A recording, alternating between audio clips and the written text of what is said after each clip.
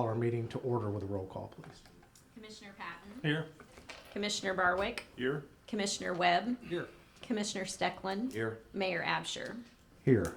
Mr. Harry Boyd, would you lead us in the Pledge of Allegiance? Attention.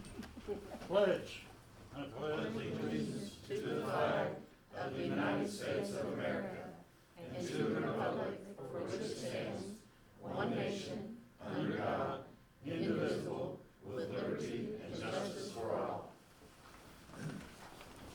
Okay, for those of you that have a copy of the agenda, pay close attention because I'm going to move some stuff around for some other people's convenience tonight, starting with what is actually item number 7 on the agenda. We're going to move up because we have some guests here to this item, and I wanted to be respectful of their time and attendance. So, Commissioner Barwick. Yes, I would like to bring before the council to approve the merit board's recommendation to promote Mike Boyd to captain and Lyndon Perzee to lieutenant, effective 12/14 of 20. And before we maybe have discussion, I'd like for the chief to. Let's call for a second first, if you don't mind. I'll second that motion. Okay, now go for it. All right, thank you. Mike, Lyndon, step up here with me. I've got something small to say directed toward these guys. First of all, it's my pleasure to be up here, and I appreciate this. Mission of the fire department is to protect our community and provide a first-class service to our customers. Both Captain Mike Boyd and Lieutenant Lyndon Perzee do this well and have dedicated their lives to helping others. I want to thank both men for taking a huge step in their careers. The responsibility of the safety of 5 other men can become a daunting task at times, with many sleepless nights, with different scenarios running through your head. Thank you both for your commitment to the job. Both myself and the citizens of Marion can be proud. Captain Boyd brings almost 30 years experience. He came to us from Heron, I believe 95, and Lieutenant Perzee brings 16 years. 46 years worth of combined experience between these two men. I know them both personally and professionally. Very proud to have them at the top of our fire department. The guys all respect him as well as I do. I appreciate it, and thank you both.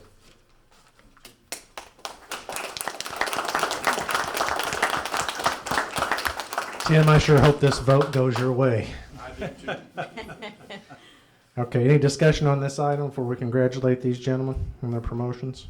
Roll call, please. Commissioner Patton. Yay. Commissioner Barwick. Yay. Commissioner Webb. Yay. Commissioner Steckland. Yay.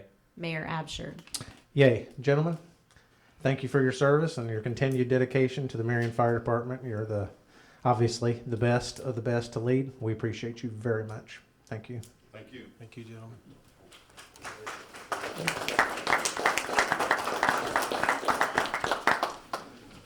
Okay, I think we'll allow some of our guests that maybe were here for that item to exit the room so they choose. So we'll let that settle out there for a little bit, but we'll continue on. Thank you, Mr. Boyd, for leading us in the pledge. All right. You too.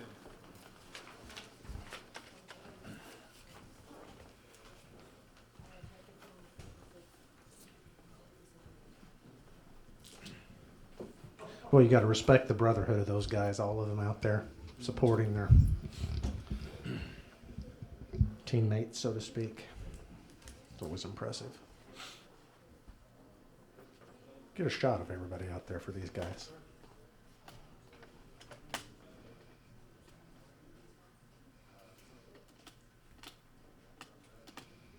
Definitely a family.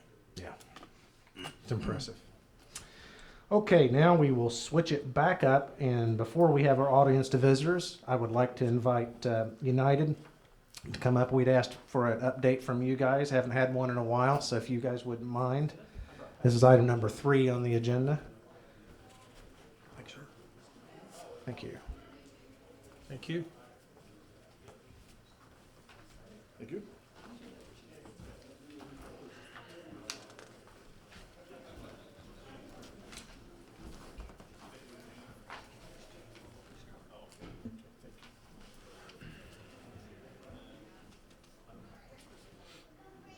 I just want to start off by saying I've actually ran calls with both of those gentlemen, and they are amazing. They're very good at what they do.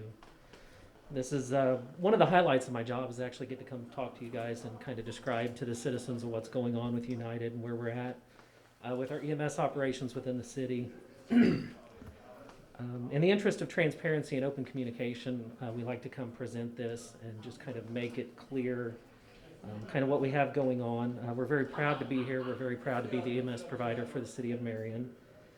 Since the last time I came and seen everybody, there's been no major glaring issues really to report or talk about. We're very grateful to Marion Police Department, Marion Fire Department, and also the 911 Dispatch Center for the partnership that we've been able to form with them.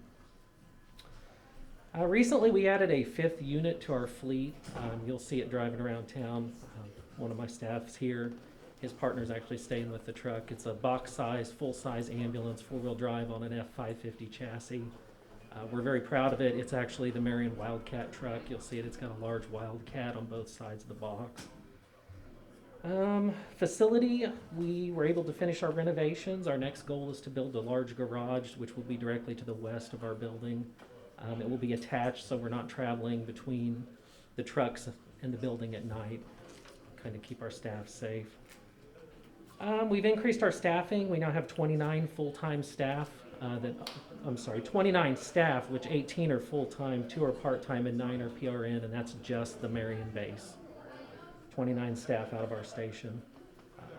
16 are medics, 13 are EMTs, and the full-time positions are benefits eligible, health insurance, vision and dental, paid life insurance, paid long-term disability, PTO, and also we now have started a 401k that has a partial company match. So our full-time people have retirement now, which is pretty exciting. Staffing, as far as ambulances, remained the same within the city. 3 full-time ALS level trucks, paramedic level trucks. 2 of those trucks are available at all times. Per our contract, we keep those available. ALS 4, the non-transport unit, which I operate out of, the Jeep Cherokee, remains here in the city. I'm pretty much available about every day. We get back up out of our Division 3 Heron, which is one 24-hour-a-day ALS truck, and also a backup truck, which is staffed kind of as needed. Recently, due to volume, it's been operating Monday through Saturday, 10 hours a day each day, which gives us a total of 5 trucks in the county during the day. And there have been times we have used all 5 of them. It can get pretty busy. As far as service improvements, this has kind of been a pet project of mine. I'm pretty proud of it. Thanks to the assistance of DJ Stewart and William Bennett, we've started receiving nightly reports of all of the emergency calls that our service responds to in the city. And that comes straight out of the CAD. So we're getting very, very accurate dispatch data on dispatch, time of dispatch, and route time and scene time. And what I've done with that data is I've created a spreadsheet that I can use. I import it into the spreadsheet, and it auto-calculates our response time, and then automatically flags anything greater than 10 minutes as red, anything less than 2 minutes is flagged green, because that you start going, how did we get there so fast? You know, were we in the neighborhood? Kind of what was going on. Anything that is exceeding that 10-minute mark, I examine each call individually. Perhaps we staged because the scene wasn't safe and we were waiting on the police to do what they do. Examine each one of those, averages out month by month, and gives us our response time average within the city. Any outliers are examined to determine, is there something we didn't do that we should have done? Is there something that happened? Was there miscommunication? What do we need to do to fix the problem? On the back page, there is a breakdown of the last 4 months of response times. And we are averaging from tone out to scene in a neighborhood of 4.5 to 5.5 minutes within the city. Our crews are held to a standard of 2 minutes to get en route. So that puts us about 3 minutes to get from our station to wherever we go. August was a little bit faster than the rest of them. In looking at the location of the calls that occurred, a bunch of those within that month were really in pretty close proximity to our station. The purpose behind this is to guarantee we're meeting our obligation to the citizens of this city. And we're there quick, we're there efficiently, and consistently. we're very proud to be here, and thank you for allowing me to present. You guys have any questions? Just for my own personal thanks, I just have to say, based on the time period since before you were our vendor versus the time period since you've been our vendor, I have dealt with almost no issues. And that's very much appreciated because I was dealing with them pretty constantly before. And so in this case, no news is good news. Yes. And I appreciate that. So I haven't heard anybody from the police or fire professionals that work for us, or anybody else for that matter, that has not raved about your service you're providing to the city. So you mentioned in your book here what you believe to be a strong relationship with the city. That's certainly what my demeanor is too, looking the other way. So I hope you We appreciate that too. very much. Okay, well, thank you very much. Thank you. Appreciate the update. And you too don't have to stay for the entire meeting if you'd like to go home be with your family. I'm trying to be mindful of that. All right, now we'll go to item number 5, which is our item for public comments or audience to visitors. We have 2 ordinances that regulate this time of our meeting. They're 3128, 3134, copies of which are on this front desk. So is there anybody in the audience or on the telephone that wishes to address the council about an item? You want to check on the phone? Make a check. Double sure. Is there anyone on the phone that wants to address the council?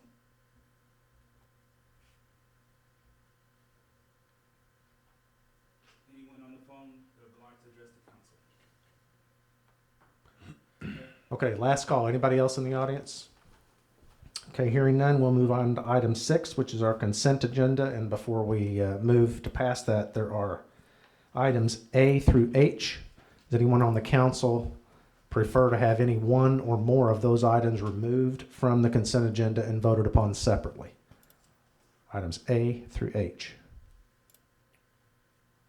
Anybody in the audience would like the council to remove any item A through H, or multiple items for that matter, and vote on them separately?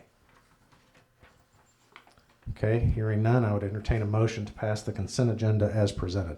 Make a motion that we would pass the consent agenda as given, A through H. I'll second that. Okay, any questions or discussions on any item on the agenda? Consent agenda, A through H. Roll call, please. Commissioner Patton, Yay. Commissioner Barwick, Yay? Commissioner Webb, Yay. Commissioner Stecklin, Yay. Mayor Absher. Yay. All right, as we've already had number 7 on the earlier in the meeting, we'll go on to item number 8 under new business. This is the street department. You guys have this in your packet, and I assume have had chances to talk to the city personnel that have been involved. I just want to make a comment on this. It seems like this, for those in the audience or those that might be watching this on videotape after the fact, this ordinance relates to surface water drainage in the city, and this has been a very persistent issue that we've had to deal with. I know since the 1.5 plus since I've been here, it seems like it's almost a weekly issue. The city of Marion lies in a bowl of some sorts. It always has, and that's our geography, and so we are very mindful of the fact that when you move one pile of dirt to another place, it just sheds water onto somebody else's property. And so that's our issue. That's what we constantly deal with. And we've had to tweak these ordinances. I suspect we'll have to tweak them more as time moves ahead. But these are I think Wendy, our city attorney, has worked with the street department superintendent, with Mike Abney. Who else was involved in this discussion? Glenn? Cody. So basically, they feel like these amendments or tweaks to this ordinance, technical changes, are going to serve the best interests of the city in trying to regulate this a little bit more, that's more clear and understanding to the people that are getting these and trying to make their lots work, and it makes it a little bit more easy for us to communicate, I believe, as to what the expectations are. So that's what the background of this is.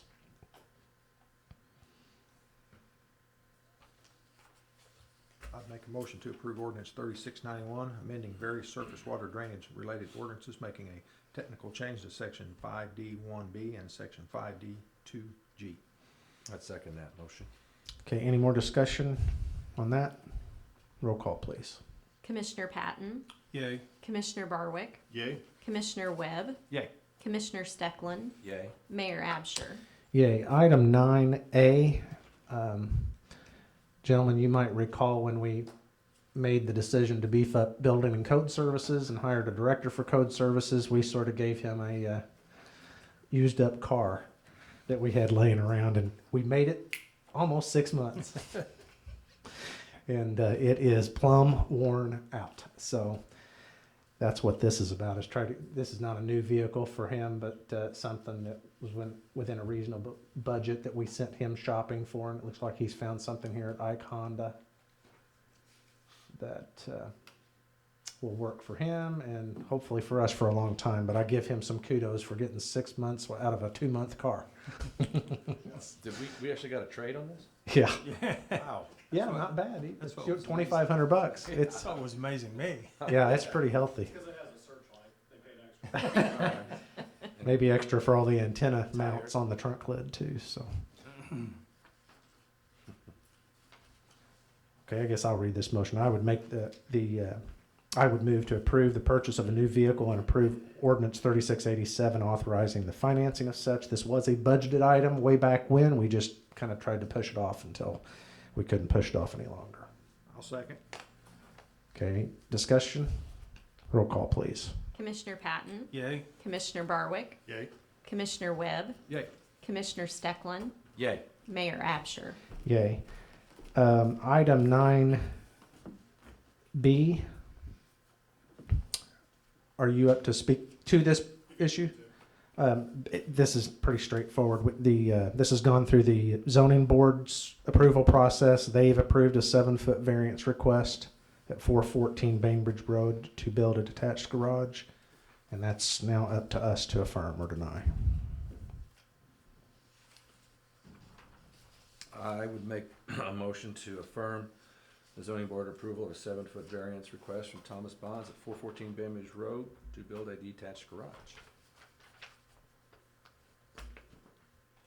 I'll second. Just to clarify, if I may, the proposed garage location will now be 3 foot from the property line? I believe that is the case, yes. So the 7-foot variance is a variance from the 10-foot required. Correct. So the new, and has any neighbors? One neighbor came to the zoning board meeting and had relayed some opposition, but I think the property owner that has made this application, and he had talked through a couple issues, and there's no opposition at this point. Mr. Bonds, is that you? Yes. That's true, Is that that statement's true? Okay. That's correct. true? Yes. You live to the north? I am 414. This is Mr. Bonds that has Yeah. made the application. Oh, okay. I'm Yeah, sorry. Don Bias, he lives just to the north. Gotcha. He's the one that was concerned with the watershed from the garage. But I have it all planned out to gutter it and drain it actually to the back of my property, so I'm not running any additional water on him. Refresh my memory, is your house the one with the driveway, what appears to be right on the property line with a Yes, sir. retaining wall? Yes, And if you fell off of it, you'd fall off? yeah, absolutely. Literally, it's 2.5 feet tall, 3 foot tall. Yeah, my kids have been there a few times. Ballards used to live there? Not sure of that. Okay, But you are thinking of the correct Okay. address. It's very Alright. narrow there. yeah. Yeah. And the neighbor's okay with it? Yes. Okay. Any other questions? It's a motion and a second, correct? Correct. Okay, roll call, please. Commissioner Patton, Yay. Commissioner Barwick, Yay. Commissioner Webb, Yay. Commissioner Steckland, Yay. Mayor Absher. Yay. Item 9C for the simple fact maybe of save us some more beating our head against the wall tonight. This is kind of a similar situation as we faced the last time. I do have a handout to give you that I was going to do under miscellaneous that had to do with the bullet points I'd asked all of you for related to vacation rentals last time. Matter of fact, I'll just go ahead and do this. let's discuss this later, but but my motion would be to approve this rental application, Jason, your application at 1200 Abbey Lane, with the understanding this is a provisional 3-month permit because all this is getting ready to change. Okay? And that we'll talk about more about what that looks like in a little bit, perhaps. But knowing that we're about to change it and whatever, that would be under this current process and current ordinance. That would be my motion, is to approve it provisionally for 3 months till we can get this other ordinance crafted. I would second that. Any discussion on that? Okay, roll call, please. Commissioner Patton, Yay. Commissioner Barwick, Yay? Commissioner Webb, Yay. Commissioner Steckland, Yay. Mayor Absher. Yay. Like I said, we'll talk about this briefly under miscellaneous. Item 10, economic development and municipal planning. We've got 3 related ordinances related to, we've gone through a process to amend this North Commercial TIF district. All 3 of these are interrelated and necessary as part of that hearing process. So, but we would need 3 separate motions starting with A. I'd make a motion to approve ordinance 3688, approving the Second Amendment to the redevelopment plan and projects for the Marion North Commercial TIF District. I'll second. Okay, roll call, please. Commissioner Patton, Yay. Commissioner Barwick, Yay? Commissioner Webb, Yay. Commissioner Steckland, Yay. Mayor Absher. Yay. Item 10B. I'd make a motion that we'd approve ordinance 3689, designating the amended redevelopment project area for the Marion North Commercial TIF District. I'll second. Okay, roll call, please. Commissioner Patton, Yay. Commissioner Barwick, Yay? Commissioner Webb, Yay. Commissioner Steckland, Yay. Mayor Absher. Yay. Item 10C. I'll make a motion to approve ordinance 3690, adopting the tax increment allocation financing for the Second Amendment to the Marion North Commercial TIF District. Second that. Okay, roll call, please. Commissioner Patton, Yay. Commissioner Barwick, Yay? Commissioner Webb, Yay. Commissioner Steckland, Yay. Mayor Absher. Yay.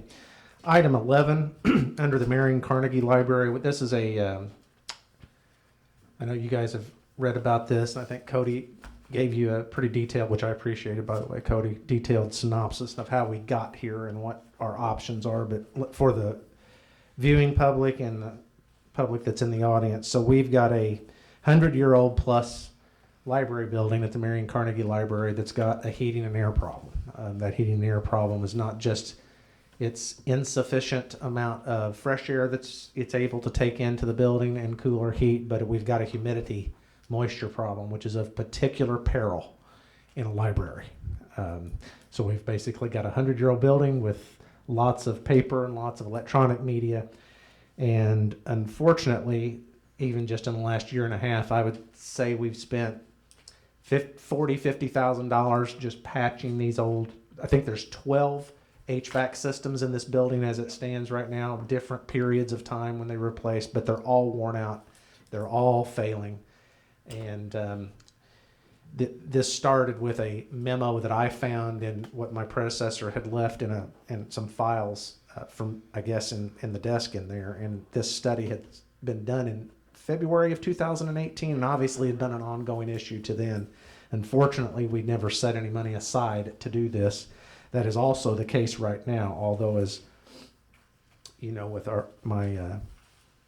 we talked about some other movements and how our future economic circumstances, we can use some things that are maybe not repeating to pay for some of these things moving forward. So unfortunately, we'll have to borrow this money short term.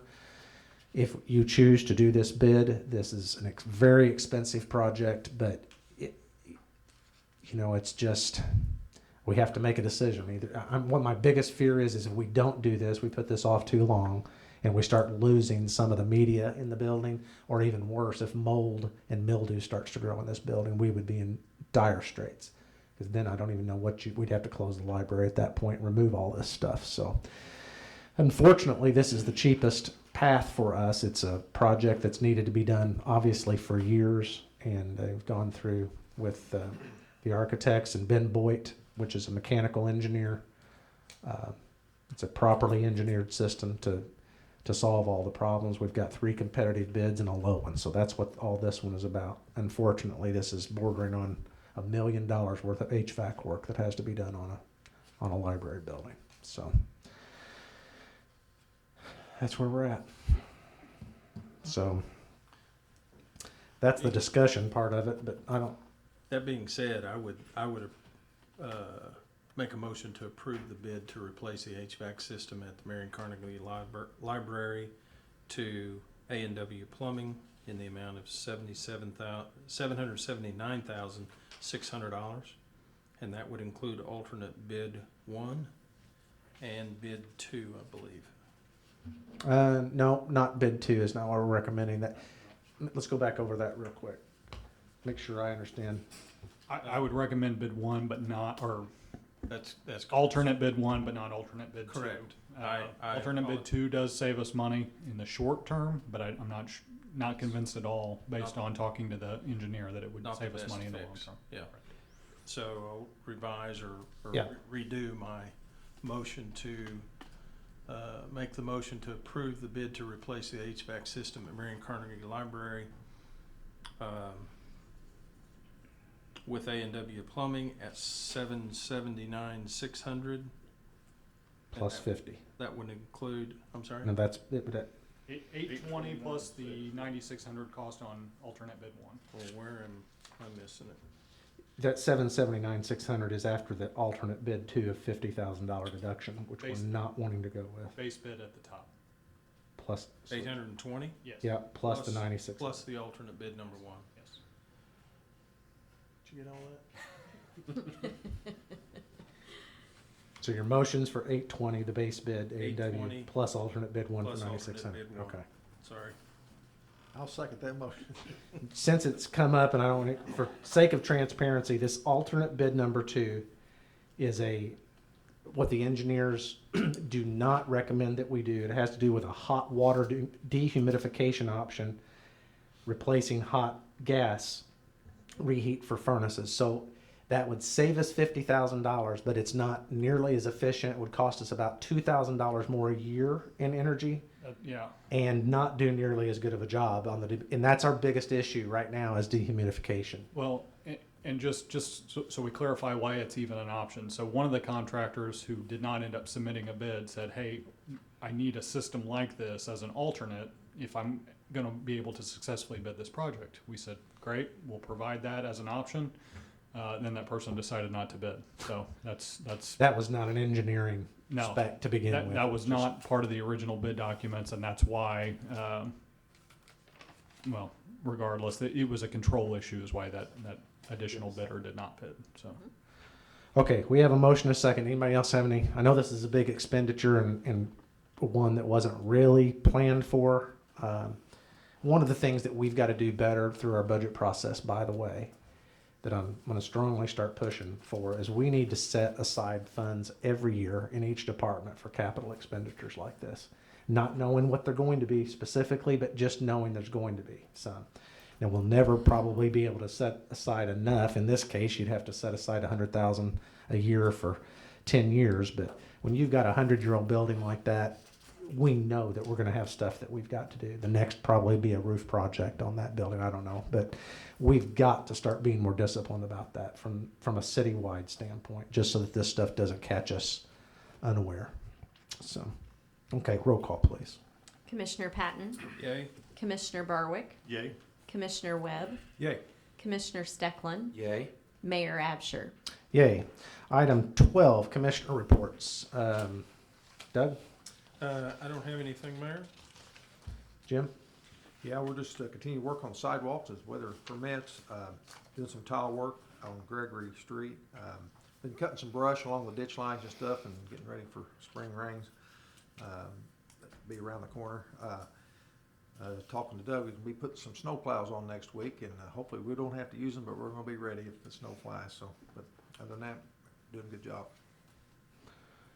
Mr. Barwick? Yes, I've got a few. First one will be from the fire department.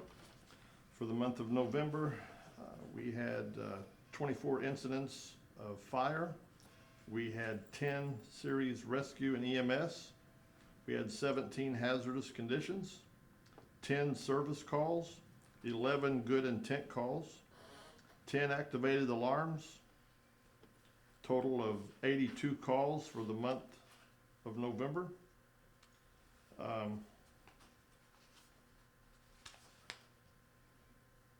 During the month of November, they used 4,666 gallons of water and had an estimated fire loss of $2,500. Commissioner, you still got another one? I'm sorry. Go ahead. Activity for the Marion Police Department for the month of November, we had 53 ordinance violations. We had 18 warrant arrests, 367 incidents reported, 130 traffic accidents, and 8 DUIs. There were 4,358 dispatched calls, 2,447 911 calls, and 247 ambulance calls. The Marion Police Department Detective Unit during the month of November handled 1 aggravated battery, 1 armed robbery, 3 burglaries, 1 counterfeit, 2 damage to property, 1 death investigation, 1 disorderly, 1 forgery, 1 fraud, 2 ID theft, 3 missing persons, 1 case no FOID, 2 sex offenses, 6 theft of motor vehicles, 6 theft over, 1 theft under, 1 case of trespassing, 1 unlawful use of weapon, 1 unlawful use of credit card. Total signed cases for the month were 36. And last but not least, the Marion Narcotics Unit for the month of November initiated 24 cases. They had 18 arrests. That includes state, federal, and municipal violations. 13 city ordinance citations were issued for drugs and unlawful occupancy. 4 controlled drug purchases of crystal methamphetamine. 1 controlled drug purchase of cannabis.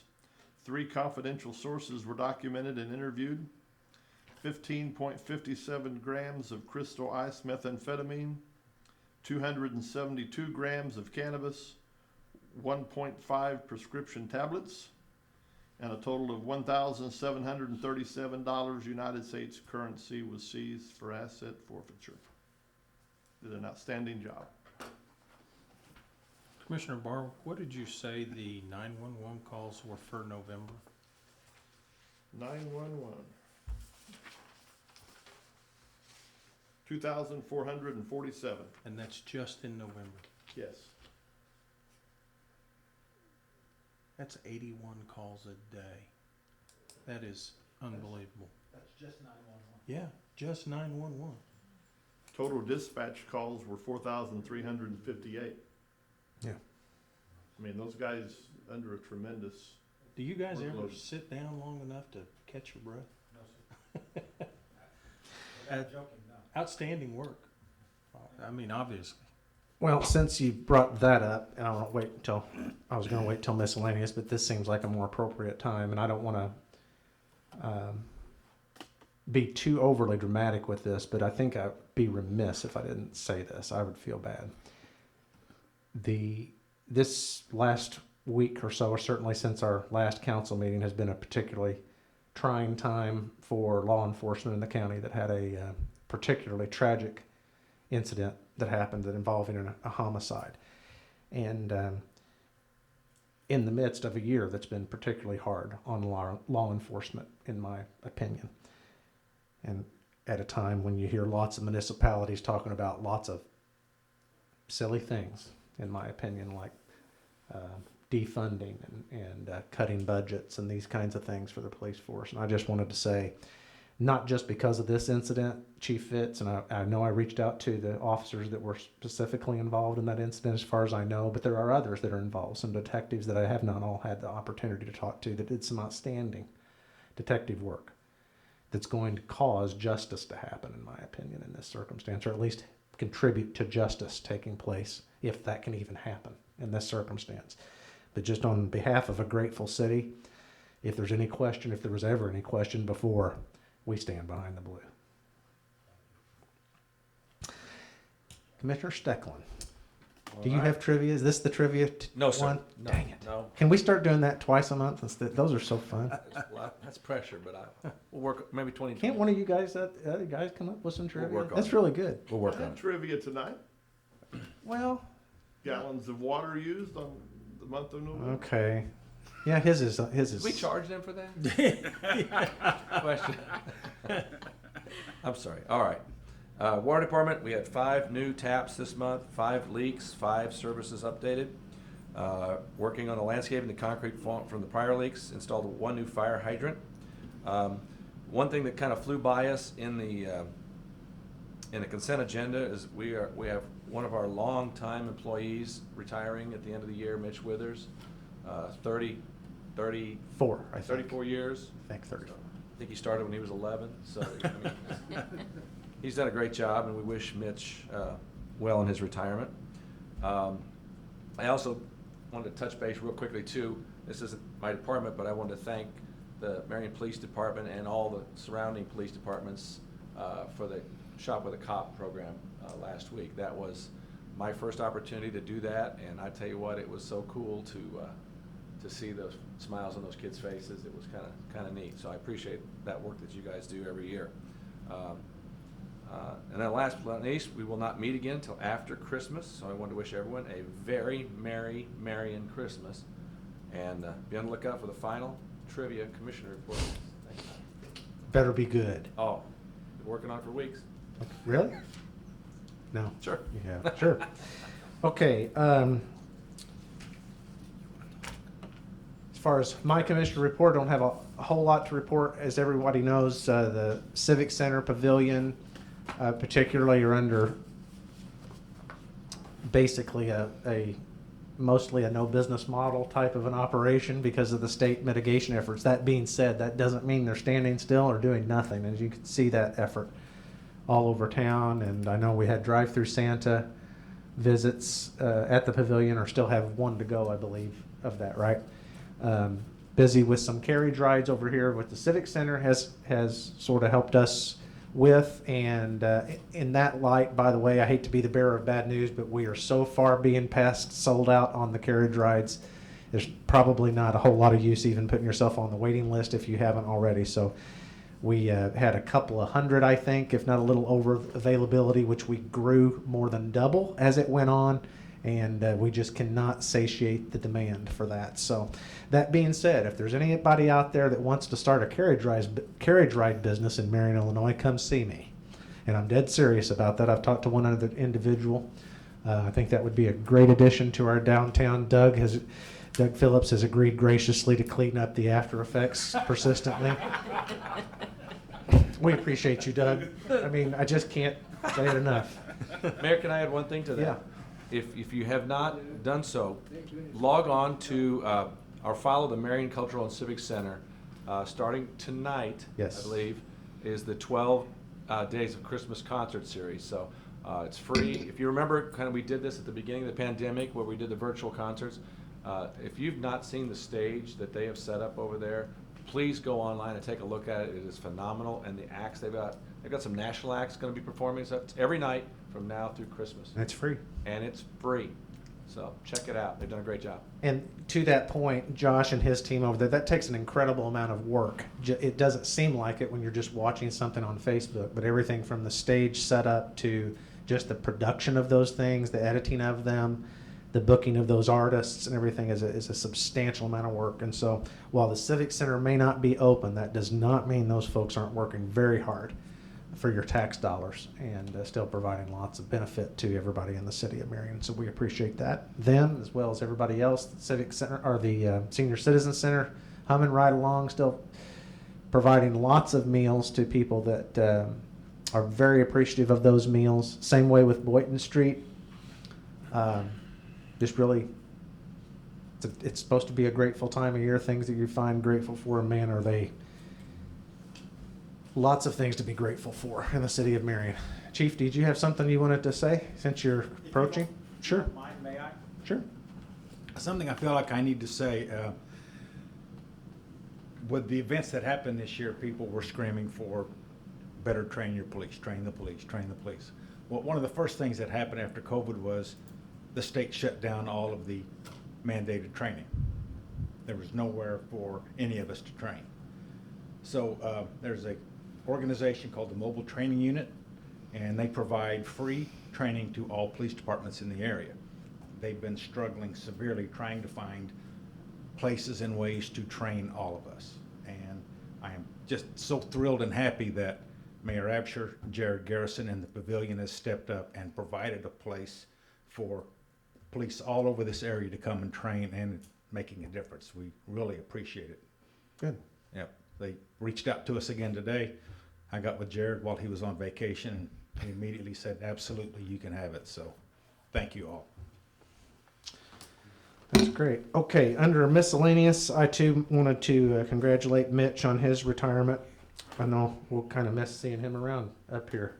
He's come and visits, and you can hear him from 30 or 40 feet away. He's got this great, big, deep baritone voice, and we'll miss that, but we wish him, certainly wish him very, very well. And again, I don't want to beat this to death again, but I did have a couple of things that I wanted to ask you guys about. So Cody and Wendy will be tasked with crafting the ordinance based on all of these bullet points. These are color coded here so that you can easily see which ones were very common amongst them. There's nothing really contradictory within one or the other. One thing I did want to ask you about is we need to land on, there's one registration fee example there that Commissioner Stecklin gave. I don't know if that's a number that everybody can agree on, but we need to settle on that. And then there was one other interesting one that Jason Powell actually introduced to me this afternoon in an email based on some feedback I'd asked from him on the last council meeting. And he made a suggestion, which I don't know how I feel about this, but I thought it was worthy of throwing out there. Do we want to cap the number of rental licenses, short-term rental licenses like this? Do we want an upper limit on these? I mean, is there any benefit, or I'm not exactly sure if that just gives us a practical cap to it so that we know we don't have any more work to do, so to speak, than we can handle, or do we want to just play it by ear and see how many of these come out of the woodwork? I can't see that a cap would be necessary unless we start to see problems. And if that's the case, we're gonna have to revisit the whole thing anyway.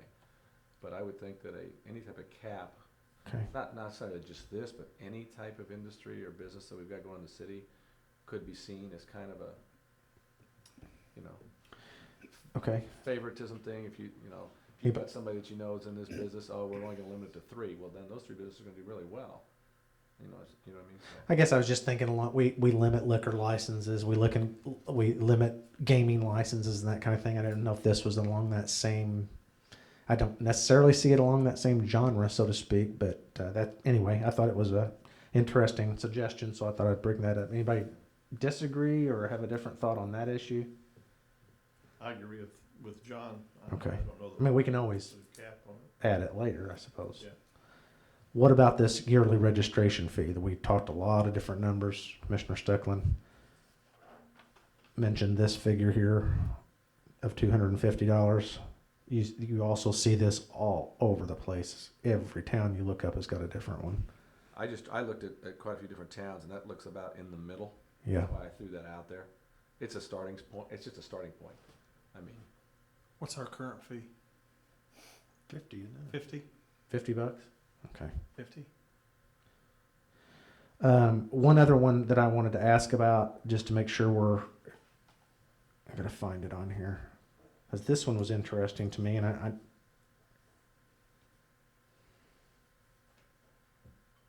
gotta find it.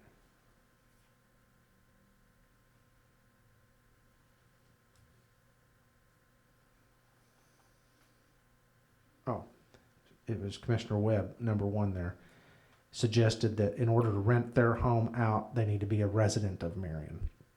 This prevents outside investors from buying properties in Marion and turning them into short-term rental homes and having no real ties to the neighborhood.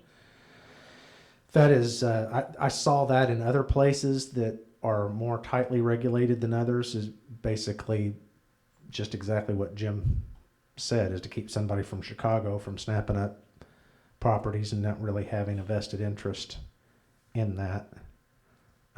Obviously, you're from here and you're doing this, but I'm curious, do you see an issue with that one way or the other? No, it really makes sense somewhat. Okay. What do you guys think about that?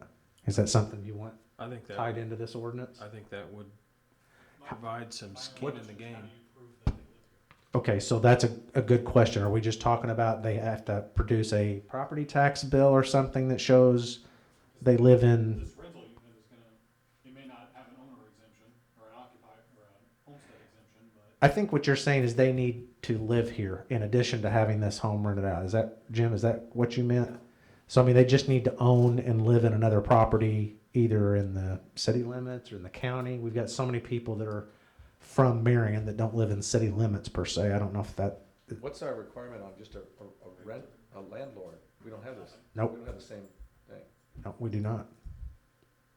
So I mean, I'm saying we're gonna treat these two as different. So we're gonna allow somebody from Chicago to just buy up houses here and be a landlord. And it's just So, talking a be gone. difference of days, whether it's 29 days or 30 days. 30 days, you're under a whole nother, in your long term at that point, so. One of the, I agree with what your point is. I think what your point is why is it different? This is what I would suggest why it's different. Not that it should have been that way to begin with, but now that is the way it is, that we do not regulate who owns rental property. To an extent, part of why municipalities are regulating short-term rentals is because of the effects that it will have to the existing rental market. So what we don't want to do is incentivize, I shouldn't say that's not what we want to do. What some municipalities are doing is more tightly regulating the short-term rentals so it does not disrupt their longer-term rental market. So that those that have invested in that already, and we have several that own probably dozens of homes or maybe a dozen or whatever, and then you have this that in theory doesn't require as many inspections or whatever, and it can become a disruptor to the already established rental market. But I'm okay either way. I hadn't even thought about that other than reading it in other towns until Jim suggested it. So it is a way of basically, if right now, I think most of us have some concerns over what happens in these. It's really new to us, even though we know this has been going on. We have not really regulated it. At least this would give us somebody local that we could go talk to and say, this isn't working out, or we need to do this, that, or the other. That's what I found the benefit of having that stipulation in there, but I need more direction on what that exactly means, or we leave it out altogether. What do you guys think? It's of my opinion that I agree with Mr. Webb. I think someone to rent their home out, they need to leave here or live here in town. Maybe not necessarily that particular, but you need to be a resident of Marion. We're talking about city limits. We're talking about Williams County. What do you, or 62959? They have to have a piece of property. I would have to say city limits myself. That's my opinion. And resident, not just own a business or something. They have to have their home here, right? I want them to be a vested. I want some skin in the game. I mean, this is our town, and if somebody from afar or near, whatever, buys houses and turns them into, short-term rentals, then Some food for thought. It's not on this sheet, but I contacted two home appraisers last week. And both of them had not been really aware of any vacation rentals, in the area. My question to them was, if I live in my house and one of my neighbors decides to have a vacation rental, is that going to affect the value of my home? The first home inspector, or the appraiser, said that he had not ran across it. Both of them had not actually come across this, but in his mind, if this were in a subdivision that restricted covenants, and I don't mean to say a nicer subdivision, but I'm just talking a subdivision other than just out in the city somewhere, that he could see the potential where this could harm the value of houses in that subdivision. The second one said that he did not see any adverse conditions on, homes with a rental, a vacation rental next to it. But he said, I've never been posed that question because this is so new in our area. He did know of one particular area, but that was at Lake of Egypt, that restricted the vacation rentals because of the problems they were having with it being a party house on the weekends. I don't know that we're gonna have that type of issue, but that is something to consider. The one appraiser felt that it could adversely affect the value of homes, in a subdivision that has restrictive covenants anyway, even though those restrictive covenants don't prohibit a vacation rental. I did some research myself on that very issue, and I've seen information that agrees with what you said, but also information that agrees to the other side of the spectrum as well. For instance, if I'm live in a coastal community that has a piece of property on the beach or wherever, then it becomes more valuable because you also have to take into account the potential for the extra income based on that rental. And I think those situations are specific to geographics and of course, opinions as well, but that's what an appraisal is, it's an opinion, on whether or not it would add or detract or be a wash, if you will. And I think of, my neighborhood, I think of, anybody's neighborhood, Virginia Street. The guy came here the other day that lived on Virginia Street and sounds like he rented his quite often, in terms of how many times a month. And me not being involved with it, I would have to say, if there's no problems and there's no police calls, I don't know that it would affect the value, other than maybe a neighbor not being for it or something. After I spoke with the two appraisers, I left the conversations, my feelings were kind of like what you just said.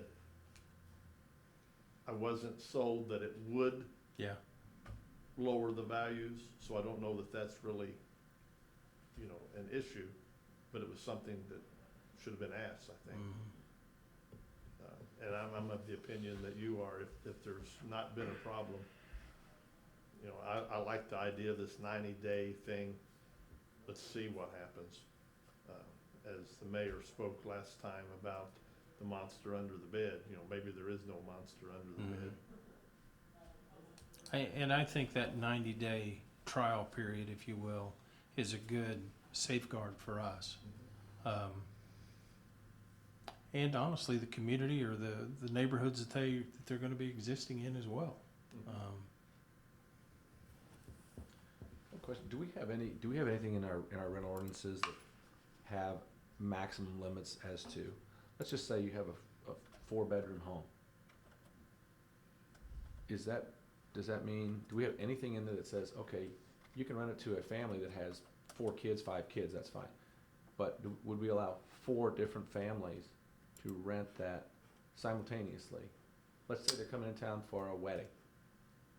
Do we have any restrictions? Do we need any? Do we not? Because I'm thinking parking.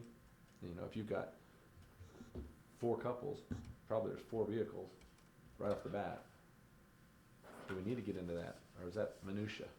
That I was one don't of my think we do. recommendations. I think that we need to let the owners of these properties know that, they're bringing a commercial business into a residential area. And I think we could stipulate we're not going to allow parking on the street for that, what you just said. If 4 families come in and they're going to rent their home to 4 different families, they need to have ample parking on their property, not in the yard, but on a paved driveway, not in the street. That's my opinion. We're bringing this into a residential area, and I know that's a big complaint. A lot of our side streets are small anyway, and you get people parking all over you. It's hard to get out of your driveway.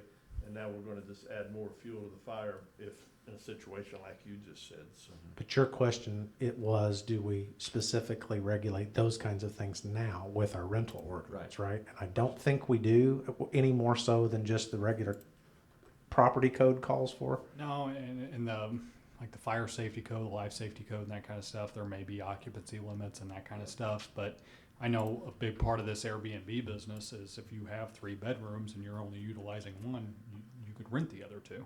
So then you're having, 2 extra cars in the driveway or whatever. Yeah. But the number one complaint we've got so far on these types of properties is the on-street parking. That's the number one thing I've heard thus far. So, you get into a nice residential neighborhood and there's a different car in the street every night or every 2 or 3 nights. And number one, it's the fact that the car's in the street. Number two, you don't recognize the car. That's been the 2 most common things that I've heard personally. During summer months, I have cars all the way down my road from one of the neighbors' pool parties with the high school kids there every day, every summer.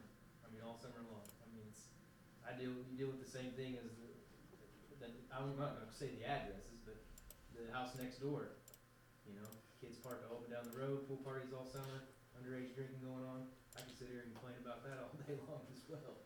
But I do agree, they need to be able to have parking adequate. And Airbnb, for example, which is what I primarily use, you are only allowed to have for what beds you can actually sleep people. So if your house, you can't say your house will hold 12 people if you can only have beds for 6.